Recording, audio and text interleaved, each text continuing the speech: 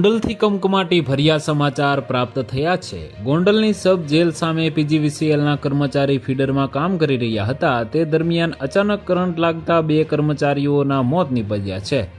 બંને યુવા કર્મચારીઓના મોતથી શોકનો માહોલ છવાયો છે અને પીજીવીસીએલ સામે કર્મચારીઓની સુરક્ષાને લઈને સવાલો ઊભા થયા છે।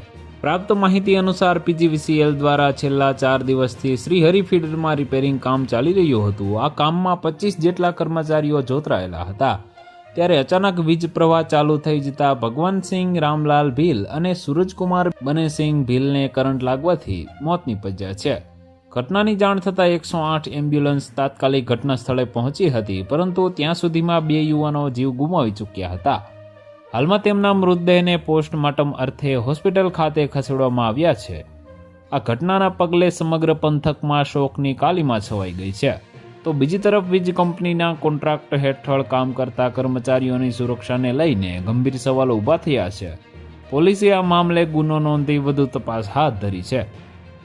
તો વધુ માહિતી મેળવવા માટે ચેનલ સાથે જોડાયેલા રહો। વિડીયો પસંદ આવે તો લાઇક કરી દેજો। ચેનલમાં નવા છો તો સબસ્ક્રાઇબ કરી દેજો।